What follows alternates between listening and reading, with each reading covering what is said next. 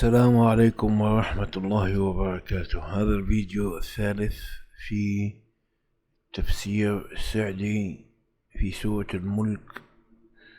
تفسير الفيديو الثالث.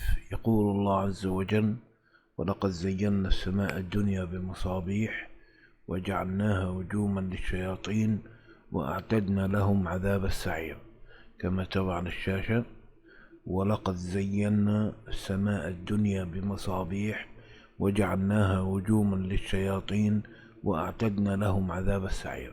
يقول الشيخ عبد الرحمن بن ناصر السعدي: أي ولقد جملنا السماء الدنيا التي ترونها وتليكم بمصابيح، وهي النجوم، على اختلافها في النور والضياء، فإنه لولا ما فيها من نجوم لكانت سقفا مظلما.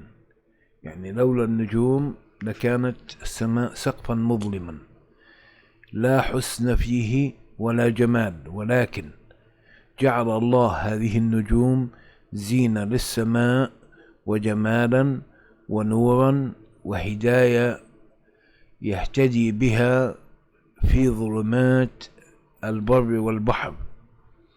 يعني النجوم هي رجوم للشياطين وزينة، يهتدي بها الإنسان في ظلمات البر والبحر.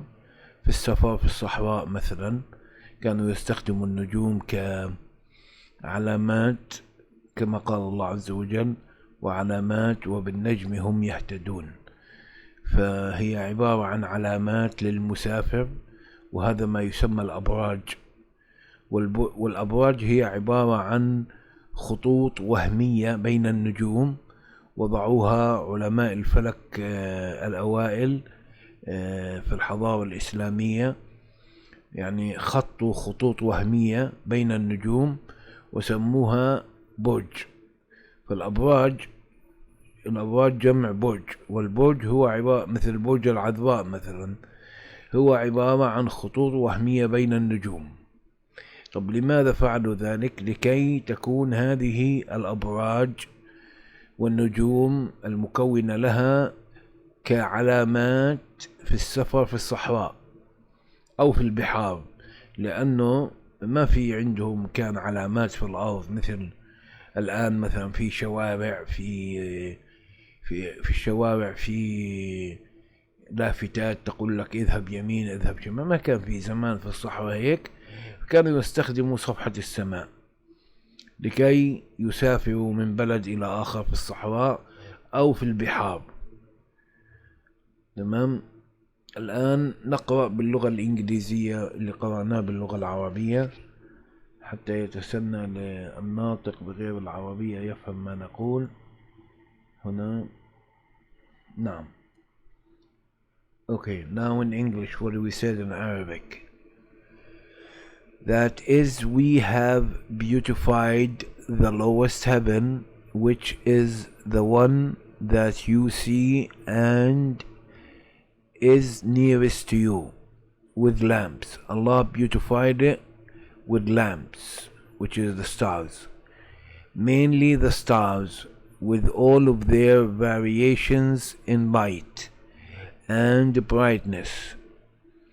Were it not for the stars it contains, it would be dark roof with no beauty or adornment in it.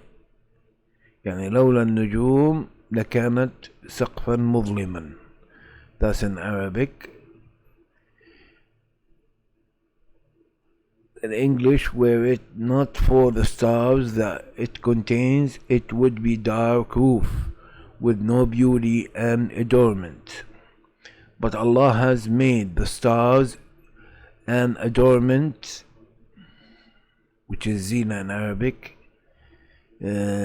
beauty and light for the heaven, and a means of navigation in the darkness.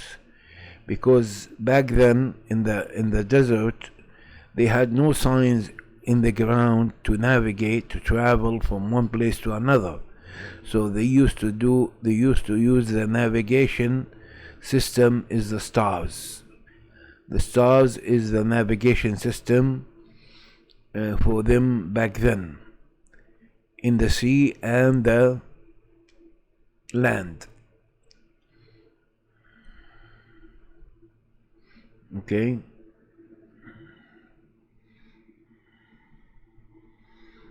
Now over here, the Sheikh gonna go to somewhere else regarding the رجوم الشياطين, and I have a video on my channel by an Arabic. It's regarding that. It's about like 5 videos or 4 videos regarding the topics coming now, but it's in Arabic, and I will inshallah explain this and in English and put a link for it. But for here we're gonna read it. The fact that Allah tells us that He has adorned the lowest heaven with lamps does not rule out the idea that many of the stars are above the 7 heavens. Yeah, over here, this is a translation from Arabic, but if we read it in Arabic, we'll see that the Sheikh is not saying that. The Sheikh, he's saying, if maybe those stars above the 7 heavens, but we could see them because they are transparent. So he's not saying that the stars above the 7 heavens, but he says maybe if the stars above the 7 heavens, which is they are not.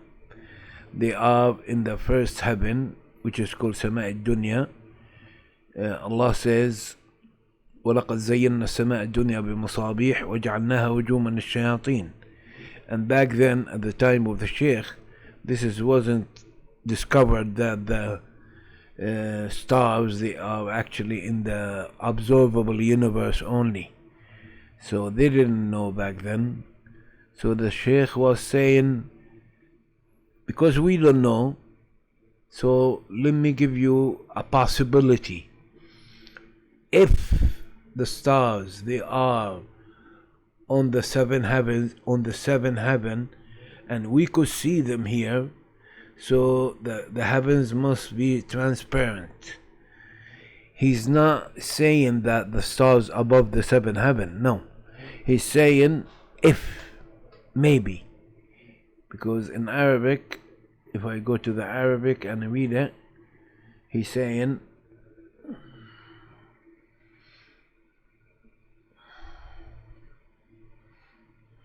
yeah, over here he says, ولا ينافي إخباره أنه زين السماء الدنيا بمصابيح أن يكون كثير من النجوم فوق السماوات السبع، فإن السماوات شفافة, transparent. That's شفافة means in Arabic, transparent. وبذلك تحصل الزينة للسماء الدنيا وإن لم تكن الكواكب فيها وجعلناها أي المصابيح. Now he's gonna go to another topic.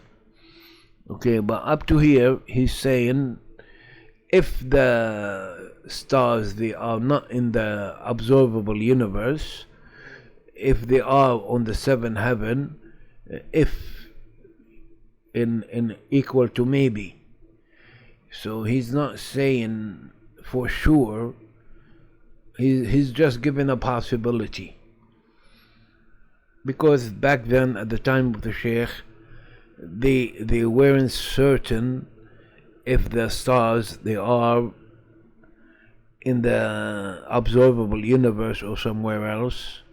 So that's why the Sheikh keep the possibility open.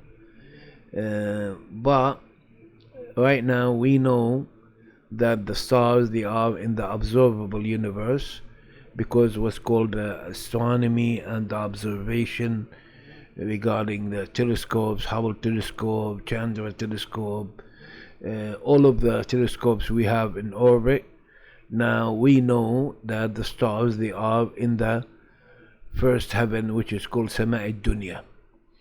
ولقد زينا السماء الدنيا بمصابيح وجعلناها رجوما للشياطين. And what a lot of people don't know, that even the observable universe, which is the سماء الدنيا, the first heaven, it's about like 92 billion light years across. That's according to astronomy and astrophysics. The observable universe, which is we call in Quranic term the سماء الدنيا. سماء الدنيا Quranic term.